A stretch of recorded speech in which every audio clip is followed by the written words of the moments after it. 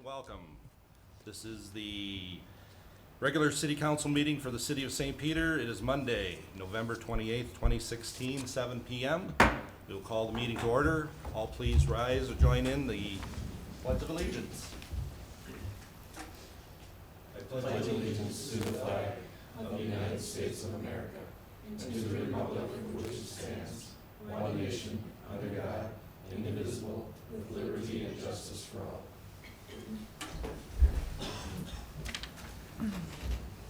Everyone should have a copy of the agenda in front of them. Are there any changes to the agenda? If not, is there a motion for approval? So moved, Mr. Mayor. Second. All in favor of the agenda as it appears, please signify by saying aye. Aye. Opposed? Agenda is approved. Next up, we have the minutes. The minutes from our November 14th, 2016 meeting appears on pages 4 through 8. Are there any changes or corrections to those minutes? If not, is there a motion for approval? So moved. Second. Any questions now? Changes? If not, all in favor of the minutes as presented, please signify by saying aye. Aye. Opposed? Minutes are approved. Next, we will address visitors in our audience. Is there anyone wishing to speak on any agenda item?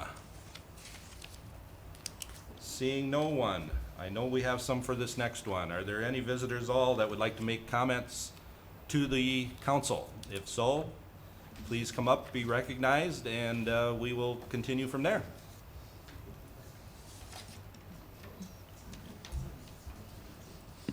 Everyone.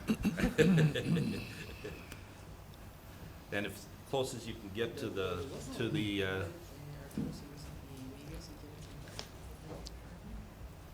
got it, Todd? Thank you. All right.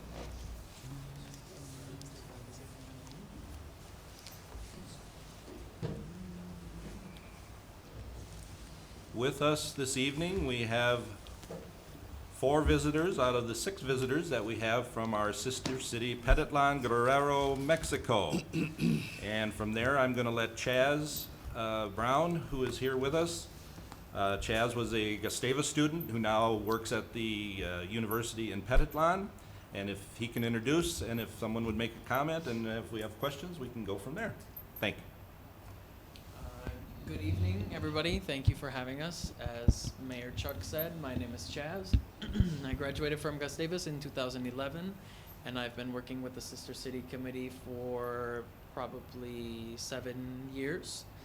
And in this visit, we have Mayor of Petitlan, Arturo Gomez, and his wife, the First Lady of Petitlan, who's in charge of the social service program. Her name is Leticia. And Miguel Adame, who is the president of the Sister City Committee in Petitlan. Thank you all for being here. If I know I have a couple questions, but if anybody would like to, Mr. Presidente, if you'd like to say a few words, Chaz will translate.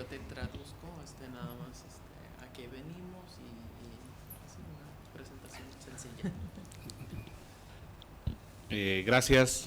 En nombre del pueblo de Petitlan, agradecemos la invitación del alcalde Chuck Ziemann.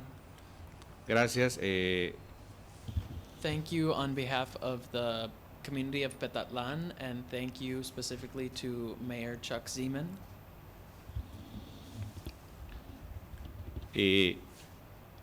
Como presidente tengo igual un año en administración y en abril que recibimos la visita del alcalde en la intención de fortalecer la hermandad de Petitlan y San Peter.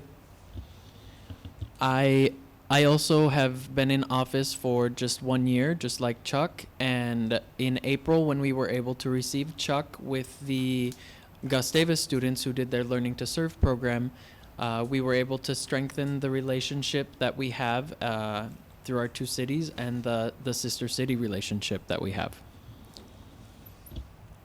Por eso aceptamos la invitación para fortalecer esta hermandad, la intención de fomentar y el intercambio cultural, el intercambio educativo y el intercambio de servir entre las dos ciudades. So that is why we accepted the invitation to come to St. Peter, and it's to strengthen the to continue strengthening the relationship and the cultural and educational exchanges that we do between our two communities.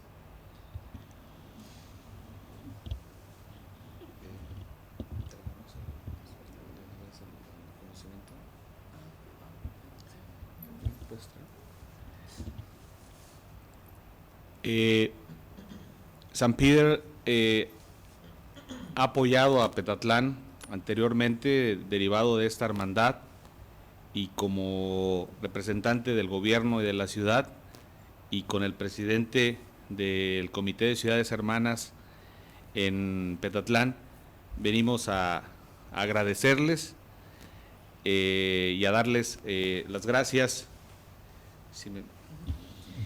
So on behalf of the city, we want to thank everybody for all of the continued support that they have given Petatlan, that St. Peter has given Petatlan, and they would like to do that through giving symbolic a couple of recognitions to the city. Thank you. Thank you so much. This is a photo of the fire truck that was donated to Petatlan last year, and they took a photo of it with it's in front of the government building in Petatlan with the firefighters that are there.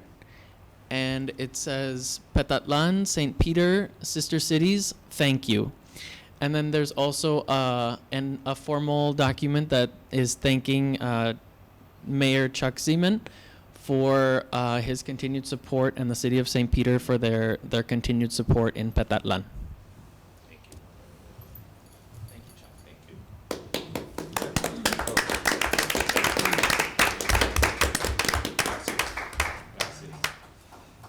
We have to have more visitors like this that have nice things to say about the mayor, so it's a good deal. Dice que necesitamos más visitas así como ustedes que dicen bonitas cosas. Thank you. Gracias. Gracias, Tom. Thank you, Todd. You are always a great friend, and you are always welcome. Que son siempre bienvenidos aquí como amigos y como parte de la comunidad. Y por último, la invitación ahora es de Petatlán a San Peter. Los invitamos a que, como lo hizo el alcalde, que ustedes quieran conocer Petatlán, ya estuviste en Petatlán, y quieran ir, nosotros, my house is to house. And finally, he wants to extend an invitation to everybody, just like Chuck and Susan have been able to visit Petatlan. They would like to invite all of you, anytime you would like to go to Petatlan. His house is your house. Thank you. Before you leave, did anyone have any questions to ask? Well, go ahead, Susie. Go ahead. I understand that you were here for Thanksgiving, and so I just want to wish you a happy Thanksgiving, and I hope you enjoyed our traditions. Dice, ella entiende que estuvimos para el Día de Acción de Gracias y nada más quería decir feliz Día de Acción de Gracias. Thank you. I have a question, Chaz, Yeah. about, you referred to Arturo as mayor. I always refer to him as Presidente. How big of a region or area does he cover? ¿Quieres saber qué tan grande está la región donde tu jurisdicción? Le digo más o menos así, igual las ciudades como St. Peter y el municipio es como Nicolet. Sí. Okay. So the city of Petatlan is the county seat, and the county is also called Petatlan. His jurisdiction is all of the county, but he is obviously based in the county seat, which is also Petatlan. Approximately 25,000 people in the county seat and 50,000 in the county. 75,000. Yeah. Thank you again for your friendship. Thanks for being here this week. I Gracias know por that su we've amistad, por estar aquí. done a lot of things Han so hecho far. muchas There's a lot more cosas, on your schedule, Y and hay mucho hopefully por it will be venir también. very beneficial to your community as well as it is to ours. Y va a ser una relación benéfica para todos involucrados. And you don't have to, I told you earlier, you don't have to stay for the rest of the meeting if you don't want to. y no necesitan quedarse para el resto de la reunión si no gustan. Thank you, Chuck. All right. Thank Thank you. you. Thank you. Sí. Thank you. Could we take a photo Oh, with, sure. with sure. everybody? Yep. Yeah? Oh, sure. Yep. Let's, we Let's can move pause. that table out of the way, Okay. and, folks can line up right in here, facing the video camera, Okay. and. Should we pause it for a little bit? Or? Yeah, if we can. Yeah. Mike, We're- Payton, if you wanna pause for just a little bit, if you can, and then we'll start again after we Yeah. take up official recess. Yeah, we're gonna pause. It's 7:12 p.m. We're just gonna take a short little recess.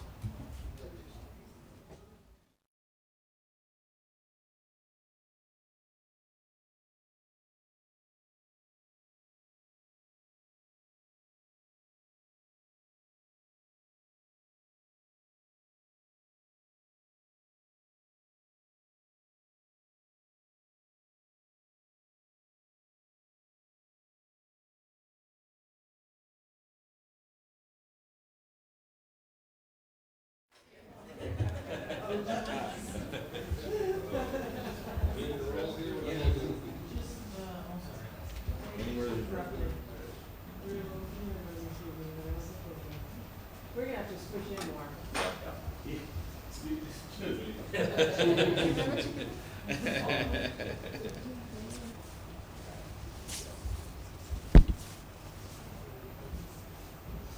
In Mexico, we don't say cheese, we say whiskey.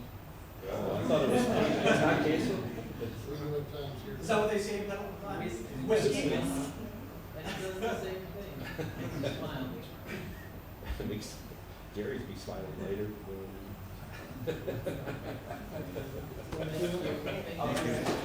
We'll see you soon. Thank you.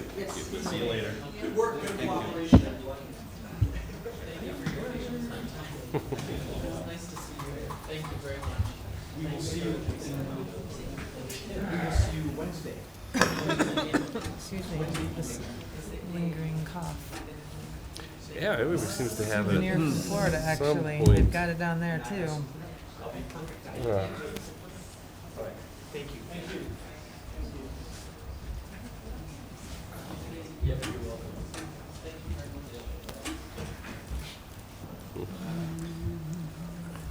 Whenever you're ready to resume, you can let me know and.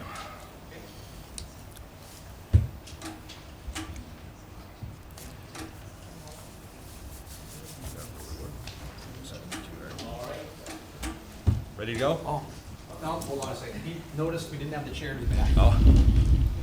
Details, details.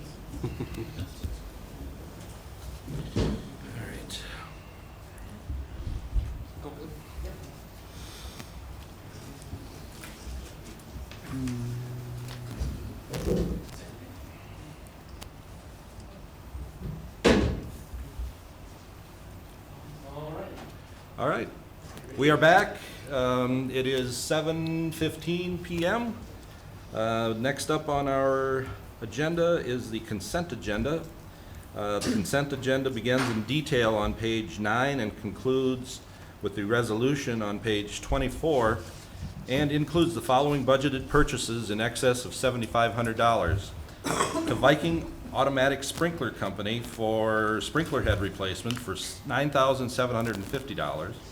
Trench Drain Systems for mechanics shop trench drain system for $8,142.39. To Wesco for street light poles for $8,500. To Wesco for streetlight decorative poles for $9,800. And to Resco for streetlight foundations for $19,865.25. along with the schedule of disbursements for November 10th, 2016 through November 23rd, 2016. Are there any changes or questions about the consent agenda? Mr. Mayor, are Yes. the light poles and street lights for Travis Green? We'll let Pete answer that one. Pete, I don't know if you heard the question. The light poles are for what locations? Which question is it on the, on 13? Yes. They're for Broadway Avenue, West Jefferson reconstruction, so we're gonna go from that roundabout area and then a little ways to the south with that. We've got a majority of those in towards the intersection, and we had to wait for the design of the roundabout and the lighting pattern in order to finish our last purchase. Thank you. So just to be clear, we did have two of them. Jerry, was that the one that you were talking about, or were you talking about the one on page 11? We were looking at, I was looking at page 13. Yeah? We just want to make sure we cover the right one.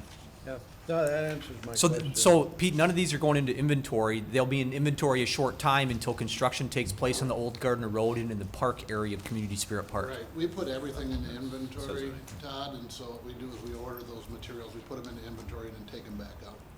Yeah. Yeah, And the rest of them I- for the park, or for the Community Spirit Park. Right. Okay, any other questions about the consent agenda? If not, is there a motion for approval? So moved, Mr. Mayor. And the second by Jeff? Sure. All in, let's see, any more questions? Call the roll, please, Barb. Councilmember Graham? Aye. Councilmember Pfeiffer? Aye. Councilmember Koenig? Aye. Mayor Zeman? Aye. Councilmember Carlin? Aye. Councilmember Brand? Aye. Consent agenda is approved. Next up, we have unfinished business, which we have none, so we will move to new business. And first up is the Rivers Edge Hospital and Clinic Equipment Purchase. And George is here. Good evening, and thank you, Mayor Zeman and council members, for giving me the opportunity to discuss this recommendation. Specifically, it is a personal wearable communication system, which is a small badge. And the image you see is a badge about this big that is worn close to the neck or on a lanyard. And people can just say, for example, in the emergency room, X-ray, we need you, and it'll call X-ray and say ED is calling you, or Susan in ED is calling you specifically, and they just push a button and say, what do you need, how can I help you? It's quiet, it's scrambled, so it's HIPAA compliant.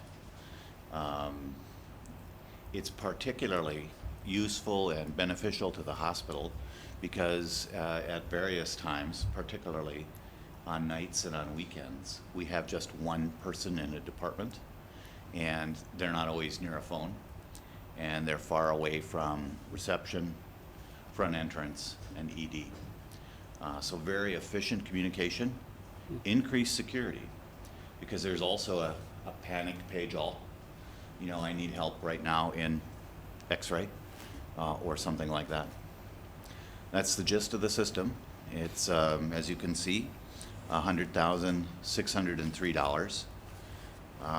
That provides us with 45 devices and 150 users. And this was reviewed by the Finance Committee, recommended by the Hospital Commission, and of course, the hospital would fund this payment. Questions that I can answer? Anyone? Steve? George, is there anything like this now for internal communication at the hospital? Not at River's Edge today. We have just phones, cell phones, which are very unwieldy because they're unsecure for communication of protected information. And we have some pagers, which date back to maybe the 70s technology, and they're certainly just one-way communication. We have overhead, but we try not to use overhead because it's very disruptive, and it goes throughout the building. Additionally, you make a good point, Stephen, that This is the only system that is personal and has voice recognition. There's probably 5 or 6 other systems available, but they all resemble a cell phone that's uniquely designed. So it's still a device like this. It's not hands-free or does not provide voice recognition of the registered users. Steve. Do you know what the hospital in Mankato uses? They use this system. They do.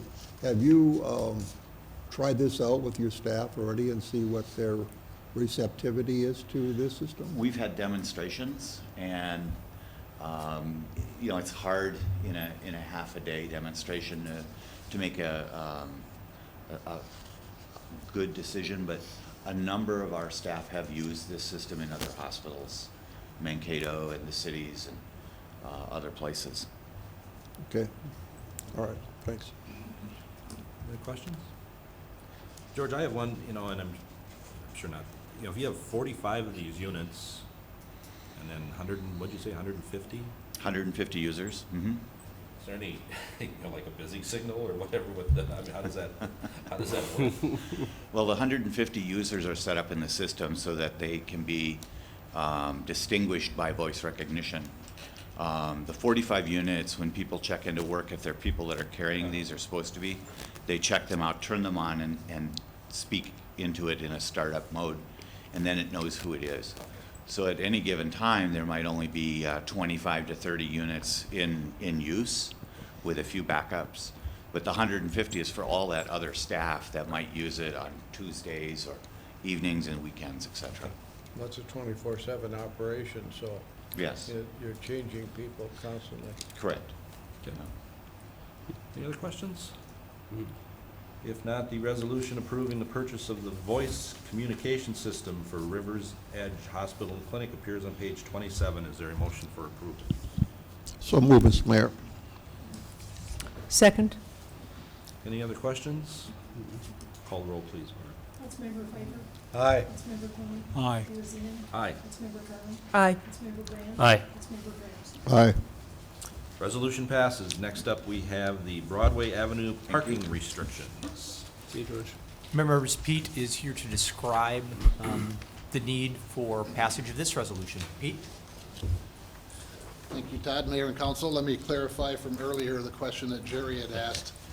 I think I was on a different page than where you were at, and thank you, Barbara, for catching that. On page 12, that is for the street light posts that are going to be installed inside the park. 13 is for the bases that will be used along the Broadway Avenue and for the bases that will be used inside the park. So they're two separate purchases, two different types of installation there, so Thank you. hopefully that clarified what we were looking for there. As you'd mentioned earlier here, Todd, talking about no parking designation on County State Aid Highway 5 between Sunrise Drive and County or Township Road 361, which is the western edge limit of St. Peter there. Our intention is to work with county, Nicollet County, on the redo of this highway here, which would include removal of pavement, reinstallation of concrete, roundabout, turning lanes at 361 and at County Road 20, Nicollet Avenue, going into the Triangle property. In order to use the financing tool that we'd like to, which is the municipal state aid funding mechanism, it's important that we follow the state guidelines to be eligible for that, and that is to approve by resolution a no parking requirement in that area. There's three things that play into that. One would be it's two-way traffic, two would be the width of the street, and three would be the speed of the roadway. And I did reference the state aid rules that are applicable in this situation, and we're asking for approval of this in order to be eligible for MSA funding. And I would be available to answer questions. Questions for Pete? Pete, the section of the road from County Road 20 going west past the high school out to 361, the location where the roundabout is going to be, that seems obvious. There should be no parking. It's out in the country anyway.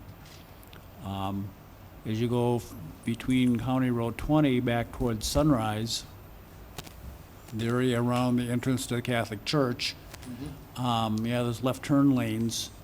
Coming east, there's a left turn lane in the center of the road to turn north, and there's a left turn lane on the westbound on the right to turn north into the Catholic Church parking lot.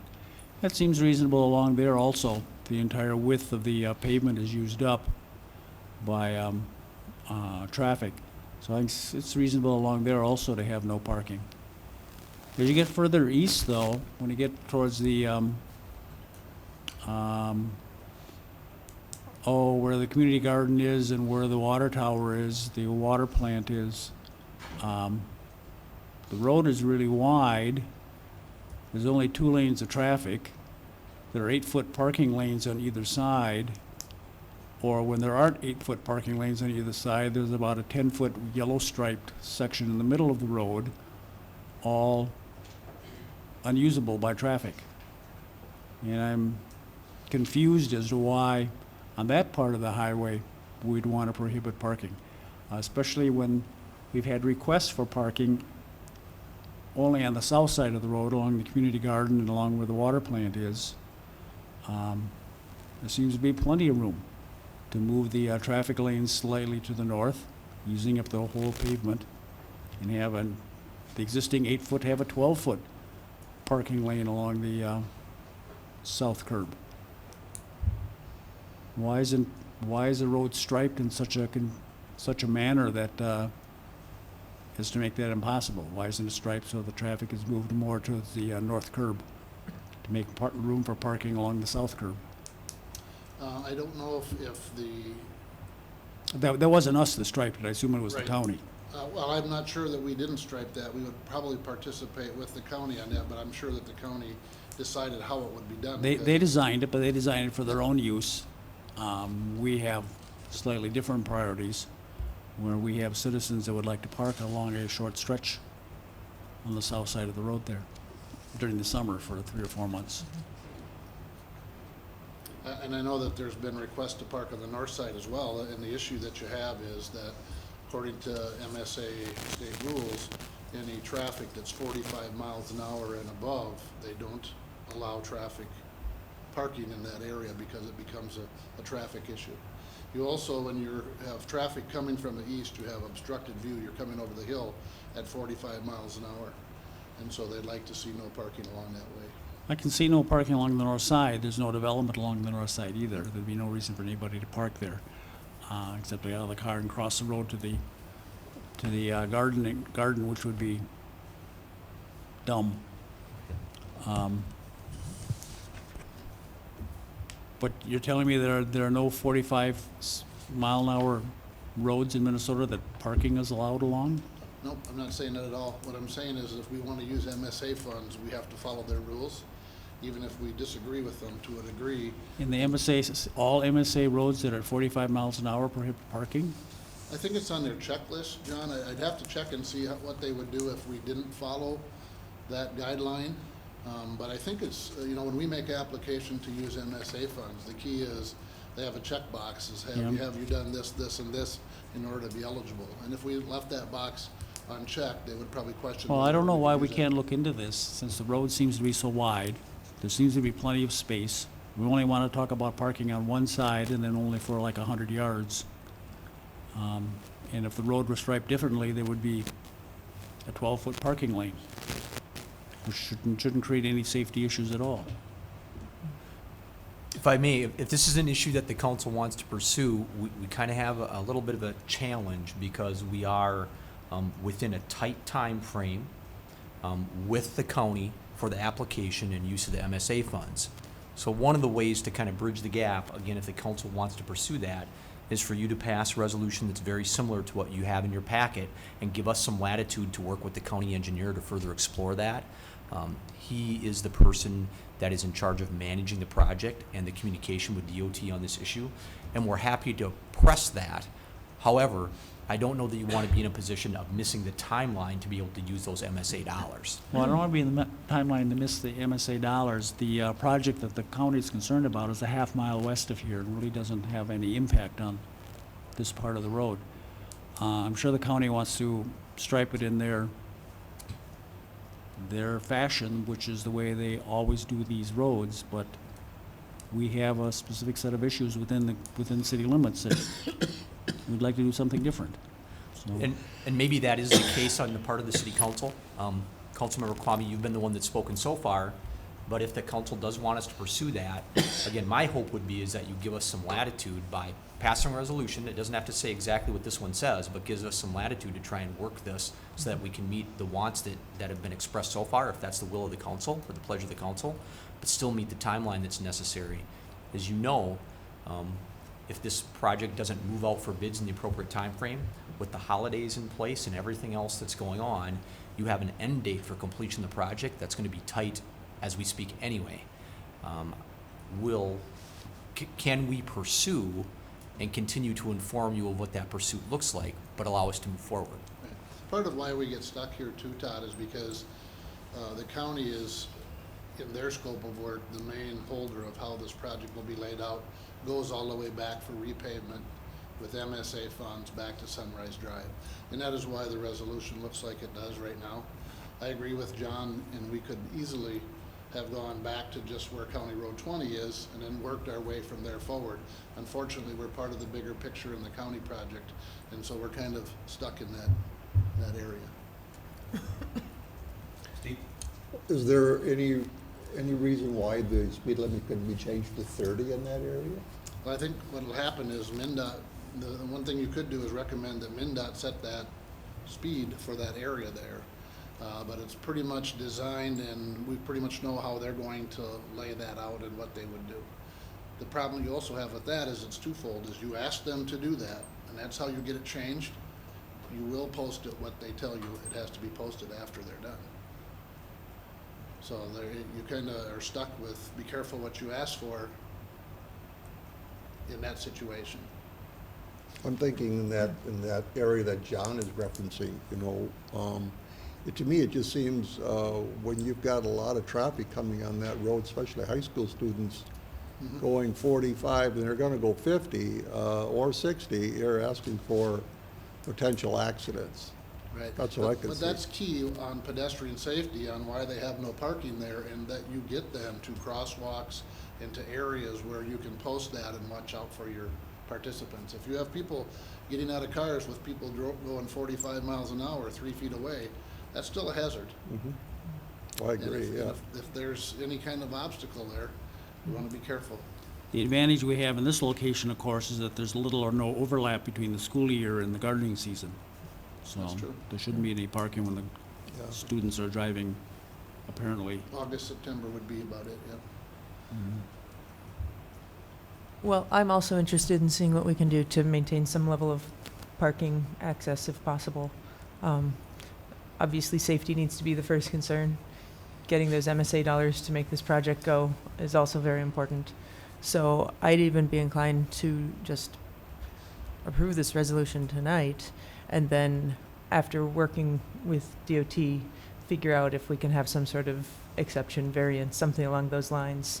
I can see why we wouldn't necessarily want people crossing the street, so maybe it makes sense for there to be no parking on the north side, but parking on the south side for whatever, 100 yards, I think is what John said, for the months of June through August, or June through September, or whatever that may be. Maybe they'd be willing to consider something along those lines. I certainly don't want to create a huge hardship for the people who use that garden. Does anyone want to make an amendment to the resolution? Well, can't we just move it the way it is? Is there, And if we're just going to pursue it, then we can. and trust that staff will Okay. be persuasive with the county engineer, We can definitely do that. I just didn't know if who you is, were. who is a reasonable fellow. Hopefully he's watching and knows that now. All right. Any other Is it- questions? Does that work for staff? Sure. Then I move the resolution. I'll second it. The resolution for designating parking restrictions on Highway 5 between Sunrise Drive and the western limits of the city of St. Peter appears on page 29. The resolution's been motion and approved. Any other questions? Call the roll, please, Barb. Councilmember Koenig. Aye. Mayor Ziegler. Aye. Councilmember Harden. Aye. Councilmember Brennan. Aye. Councilmember Grant. Aye. Councilmember Grant. Aye. Councilmember Fife. Aye. Resolution passes. Next up, looks like we have Pete again for the Nicollet County Cooperative Agreement for Broadway Avenue. Mayor and council, this is again is the cooperative agreement that would allow us to enter into a cost-sharing situation with Nicollet County for the design, construction, and maintenance of CSAH 5, which is Broadway Avenue from Oshawa Township 361 to Sunrise Drive. Similar to what Todd had shown you up on the overhead there, what we're looking at is the following the agreement that is on pages 32 through 38, allowing the mayor and city administrator to enter into an agreement. This would allow us to use MSA funds and general fund monies in order to work this construction project out. Right now, under the preliminary plan here, we would put in motion the review by MnDOT, and the city council would work with the Nicollet board to get a plan on the table that we would have brought back into bids for county action sometime in January. The agreement would also identify and define the maintenance portion of it, which includes the center 24 feet. And it also talks about the construction. And as you know, the construction on the roundabout's a little bit different. We have the 4 points of entry there. We in turn then would work with the school district to cost share on that issue there. We are going to have improvements on Highway 361 and Broadway going to the west. There's going to be turn lanes into the west school parking lot. And we're also looking at turn lanes at Nicollet Avenue, both directions, that would allow access to the Triangle property adjacent to the Gustavus property on the south side of CSAH 5. The agreement's on pages 32 through 38. In that area, what you'll also see is a total project cost of a little over $4 million. The county will be responsible for about 70% of the project. The city will be responsible for about 30% of that project. I'm asking that you approve the resolution on page 39, and I'm available for questions. Jeff? Just looking at the fiscal impact on page, I'll get there, hang on, 31. Says the cost is estimated at $1.238335 million with funding from the city's MSA account and the general fund. It doesn't specifically lay out exactly what portion of that comes from the school district. I'd feel more comfortable knowing what that number is and seeing it in writing. Is it a 50-50 split? That number, we are still working out the details. I can give you a very accurate number afterwards, but we do have all the areas identified. Councilmember Brand, and we would work with the breakdown to come back on that, probably at workshop, and tell you what that number is going to be. Again, we would like to pay for the entire project with MSA funds, depending on how things work out for us with the projects that we have. Mm-hmm. And then that's where the relationship comes in with the county, is both of us will be using MSA funds. Sure. They leave the agreement with the county, or with the school district, up to us to work out. So there's more detail that has to come back to you, but we want to make sure that we have those funding mechanisms in place in order to make that project go. So the agreement really is with us and the county. Okay. We will have a side agreement, understanding with the high school once we get to that point. And that will come back to the city council for adoption? Mm-hmm. Okay. And if I could just add to that just a little bit, I think when you were referencing a 50-50 split, you meant between the city and the school district. Correct. It is not going to be an exact 50-50 split. It will be 50-50 for our share of the roundabout, but the turn lanes, and there are other areas that would not be split with the school district Sure. because it doesn't impact their entryway. Mhm. And so that's why it's not going to be exactly a 50-50 split. Okay. Any other question? Move the resolution, Mr. Mayor. Second. All right. We have a motion and a second for Authorizing the execution of the cooperative construction agreement with Nicollet County. Any other questions?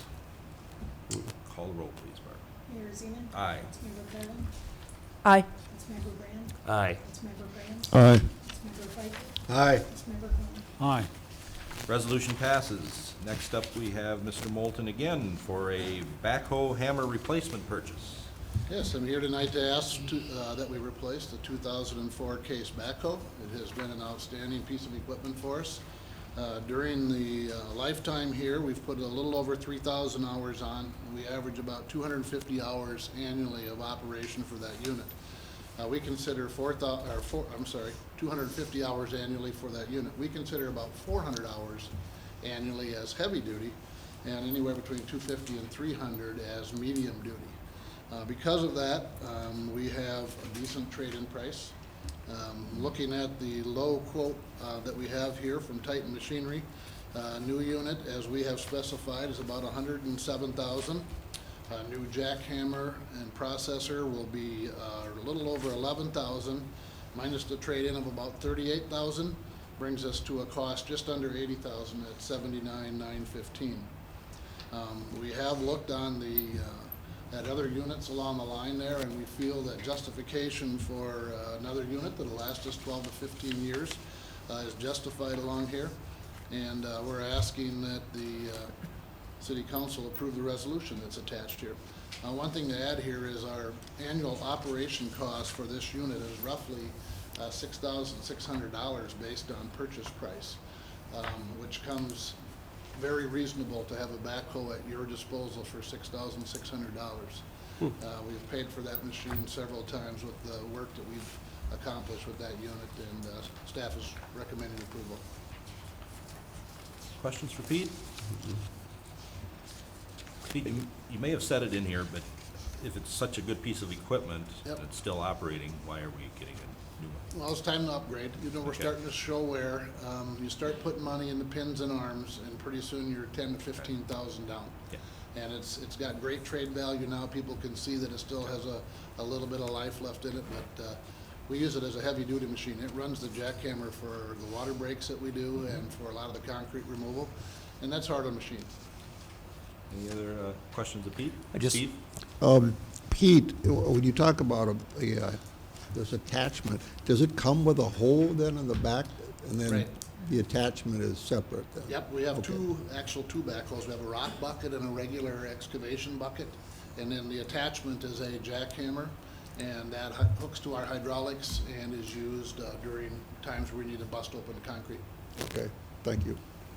I just wanted to mention that this is paid across a number of your enterprise funds. And so this is a budgeted purchase for the 16-year across a number of your funds. Any other questions? If not, the resolution authorizing purchase of a replacement backhoe hammer appears on page 43. Is there a motion for approval? So moved. Second. Any other questions? Call the roll, please. Councilmember Carlin. Aye. Councilmember Brand. Aye. Councilmember Grant. Aye. Councilmember Pfeiffer. Aye. Councilmember Cone. Aye. Mayor Zeman. Aye, resolution passes. Thank you. Thank you, Pete. Thanks, Pete. Next up, we have Todd with the Mr. VT lease agreement. Gal, I appreciate you saying it that way. I'm hoping that catch on. Actually, Paula is the Paula's here person too. that's All put right. together the information related to the lease and has done the numbers on this. And so, Paula, if you'd provide an explanation, that'd be fantastic. The MRVT space that is being, Well, it's not catching on everywhere, I guess. Which actually Resistance, stands huh? for the Minnesota River Valley Transit, is what it stands for. the space that the transit system does use currently has always been a lease agreement between the city of St. Peter and the transit system, which is funded by the Department of Transportation. And so we now needed to have a lease that is with Minnesota River Valley Transit and the city of St. Peter to have some of that same space. The difference between the old leases and the new lease is that this is now going to include additional services that we provide and that are not easily recordable on a regular basis. How many copies are they using out of the copier, the phone services allocation when we have repairs to the city hall building, different things of that nature. And so we went back and did an average of what we have submitted to transit, Office of Transit, to have our monthly submittals. And we have captured those costs and gave an average for the last 2 years to include in a regular office bus service area rental space cost. And the Department of Transit has also said that that is acceptable as long as we can provide that we are not overcharging and have a reasonable value in those costs. So the lease agreement is written, again, between Minnesota River Valley Transit and the City of St. Peter. The funding would actually be transferred to the general fund as income and charged against the transit system. The payments would come on a monthly basis. The lease is written a little more extensively than we've seen in the past, and we have had that reviewed by the Office of Transit. So I believe everything should be fine. The amount is for $14,000 and $14,310.12 for the annual. Again, this was encompassing more than just the space itself, but the amenities that go with it, the break room, the utilities, and such whatnot. Questions? Paula, once again, is this a breakdown then with MnDOT? Did we get reimbursed for part of this? We will get the system will get back 80%, yes. Any other questions? If not, the resolution approving the execution of a lease agreement for space at St. Peter Municipal Building with Minnesota River Valley Transit System appears on page 51. Is there a motion for approval? So moved. Second. Any questions? Call the roll, please. Councilmember Graham. Aye. Councilmember Graham. Aye. Councilmember Pfeiffer. Aye. Councilmember Fleming. Aye. Mayor Zeman. Aye. Councilmember Carlin. Aye. Resolution passes. Next up, we have the Minnesota River Valley Transit Interagency Agreement. Mayor and members, Paul and I can tag team on this one. This is the agreement that you've talked about at a couple of different workshops, and we've outlined, and there's what I would call a sister agreement to this with the city of LeSueur.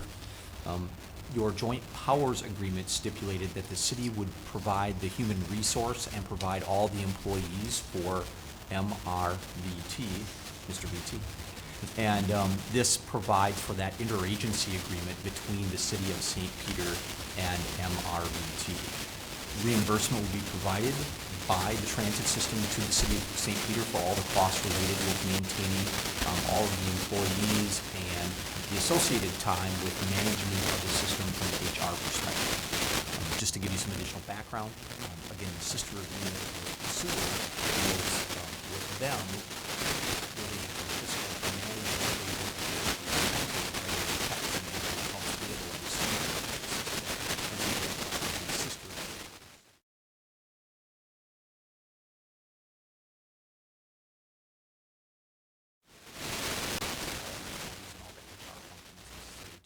system. The information is included in your packet starting on page 52 with a copy of the agreement. This agreement has been reviewed by your city attorney, and there is a resolution that's provided on page 59. Questions? Steve? Paula, in the actual transactions that occur, accounting for salary, does the city have a cost accounting system that identifies those expenses that we We do. We have been tracking those costs separately all these years. So now what we're going to be able to do is we'll be submitting on a regular payroll basis those expenses, benefits, everything related to that staffing to MRVT, and with the reimbursement to come back for the full cost. Again, that cost will be 80% covered by the grant, 20% from the fares. So it'd be acting just like our expenditure on a lease. Other questions? If not, the resolution approving the execution of an interagency agreement with Minnesota River Valley Transit System appears on page 59. Is there a motion for approval? So move. Second. Any other questions? Call the roll, please. Councilmember Graham. Aye. Councilmember Pfeiffer. Aye. Councilmember Fleming. Aye. Mayor Zeman. Aye. Councilmember Carlin. Aye. Councilmember Graham. Aye. Resolution passes. If I may, the other leg of this is MRVT Board approving this. It's anticipated that they will see this same agreement at their next meeting, and they've already discussed the opportunity to enter that agreement, not only with St. Peter, but the fiscal agreement with the city of LeSueur, so we'd expect it to be completed at that time. Next up, we have the acceptance of the utility improvements at the Regional Treatment Center, and Mr. Moulton is here to join us again. Mayor Zeman and City Council, in 2014, Don Construction began expansion of the water, sewer, and stormwater systems at the St. Peter Regional Treatment Center on the upper campus with the intent of the expansion that you guys have recently visited during the grand opening.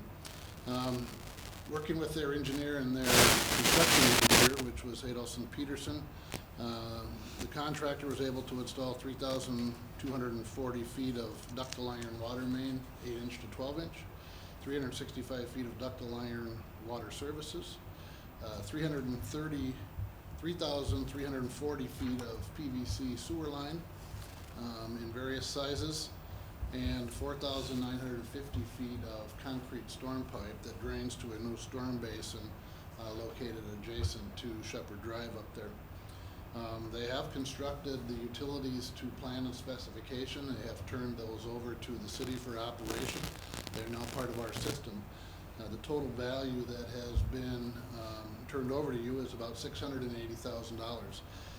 With the attached resolution, I'm asking that you approve and accept the utilities as installed to city specifications, and we'll add those to our asset database. Questions for Pete? Steve? During the process, Pete, were you intricately involved in maintaining the integrity of our system that we're putting in? Correct, yes. They came in early in the spring of 2014 and started working with city staff in order to expand the system. It's kind of a two-part process where we have to show the state that we can handle the expansion without putting other fire flow capacities and other sanitary sewer situations in jeopardy. And of course, you guys know we have a system that can handle that, and we're built for that, and we've built a lot of redundancy into our system, and we're providing great service for them. That's why it makes it easy for them to expand here, is because our utility infrastructure is in good shape for them. And so our staff did a lot of review, worked with their engineers to meet our specifications, and we had the final say on what went in there. Yeah, any other questions? Not the resolution accepting St. Peter Regional Treatment Center utility installation phase 1 appears on page 62. Is there a motion for approval? So move. Second. Any other questions? Call the roll, please. Councilmember Pfeiffer. Aye. Councilmember Quinn. Aye. Mayor Zeman. Aye. Councilmember Garland. Aye. Councilmember Brand. Aye. Councilmember Grant. Resolution passes. Next up, we are back to transit, and we have the transit radio purchase.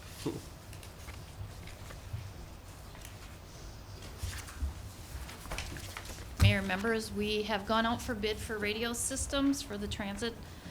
The 2016 operational budget allows room for the purchase of this as a St. Peter system right now, and it will become the property of the Minnesota River Valley Transit.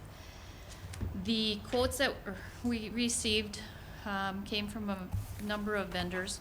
We did a 5 and 10-year analysis of the radios due to the projects that some of the vendors had a initial cost, and that was done, and another vendor had the initial upfront cost plus an annual fee.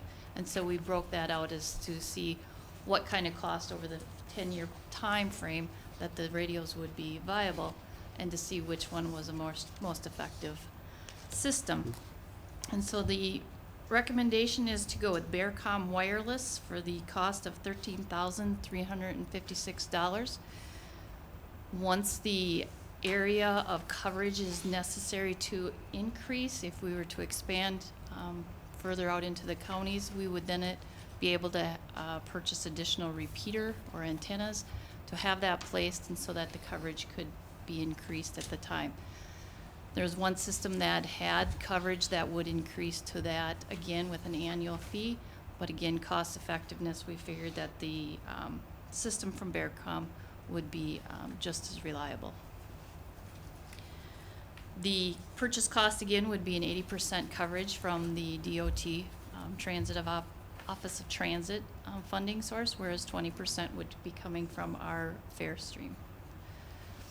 Paul, if I could ask a question.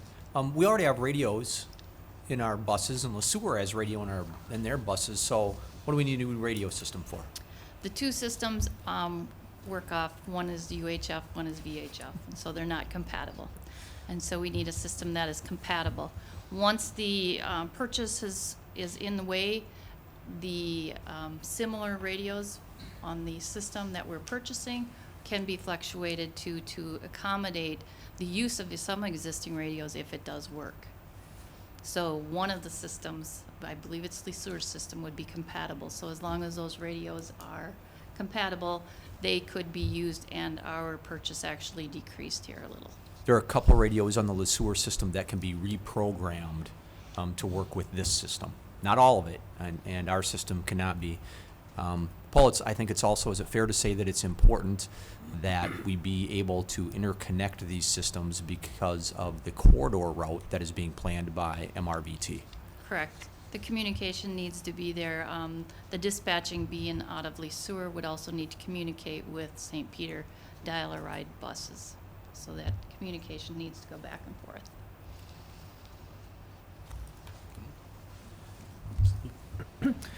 Paula, I can't help but notice that on our agenda tonight, we have two sets of what are basically walkie-talkies, right? Two sets of approvals of communication devices, one for the hospital and one for transit.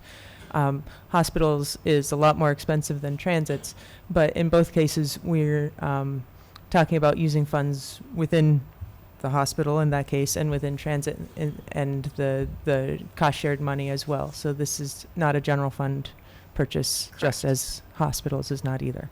Correct. Any other comments or questions? If not, the resolution authorizing the purchase of transit VHF radio system appears on page 65. Is there a motion for approval? Second. Any other questions, comments? Call the roll, please, Bart.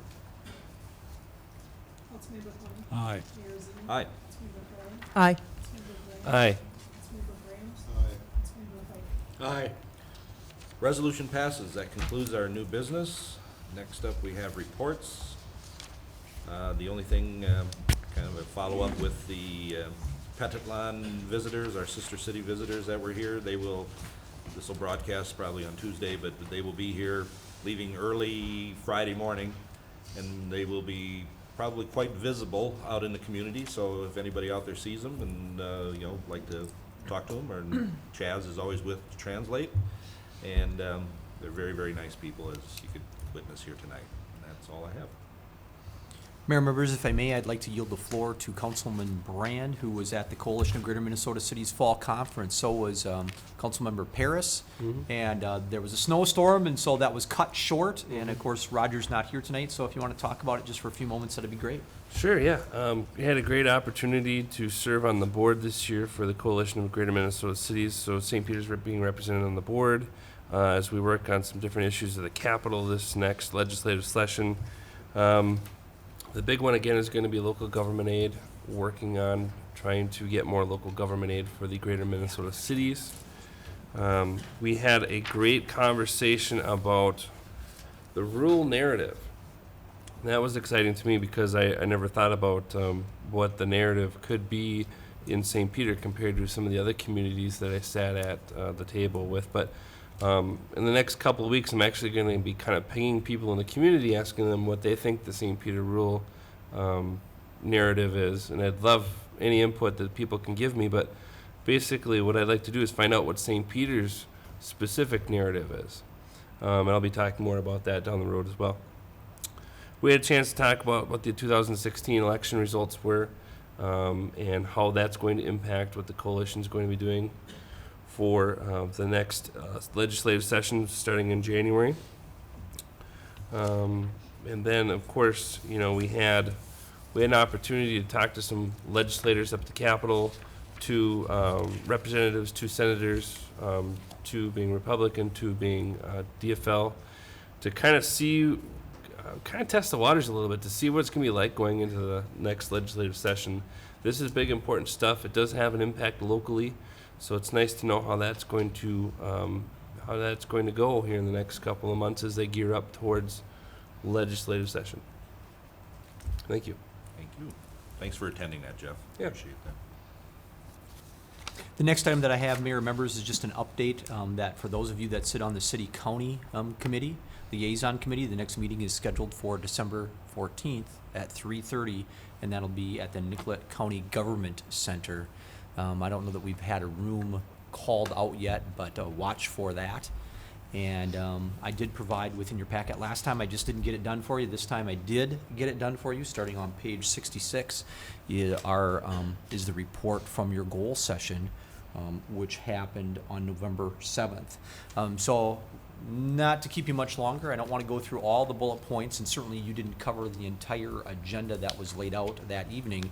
But as you'll see here, there's 2.5 pages of bullet points of things that you did discuss, all the way from an update on the hospital, and George was available, and discussing with staff solar energy and solar activities, further getting an update on the cost of Community Spirit Park in conjunction with the school district and how that's fitting together. Certainly some review and some additional work and updating on transit system. Again, Mr. VT or MRVT. I'm going to keep trying to make that go. And a discussion about the Parks Master Plan that was recommended by the Parks Board, which you took action on at your last council meeting. And then certainly a number of things. All of these things are important. And as you take time during these meetings that happen really about 4 times a year, to either dive deep into very specific issues or look forward into the distance above the dashboard as to what's going on. I think all of them are very important issues. And so, again, this is not meant to be minutes. It's meant to be more of an outline and a discussion about what you talked about so that we can review it again in the future. And so if it represents that, then I think that's my report on that issue. Okay. The next item that I have is I did want to mention that we will have a city-school joint full council, full school board meeting on Wednesday night at 6 o'clock in this room. And so an agenda has been put out. I think if you've all seen it. If not, we'll make sure that it gets out to you. You do these on occasion with the school district, and so there are a number of very important items that are going to be talked on. Certainly a review of the resolution that established your partnership with the school district is part of that. I'm going to be talking about the 3rd floor and community center leases and housing and sister city programming and things like that. So usually those are good meetings and a lot of information is shared. Certainly that group can't make any decisions on its own, and any action that come from that really have to go back to the appropriate representative board, either the school board or the city council. But always, I think, a good meeting if you can attend.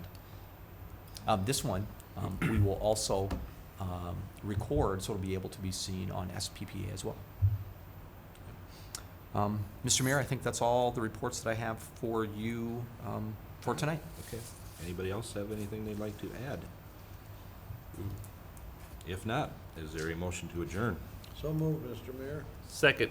All in favor of adjournment, please signify by saying aye. Aye. Opposed? We are adjourned.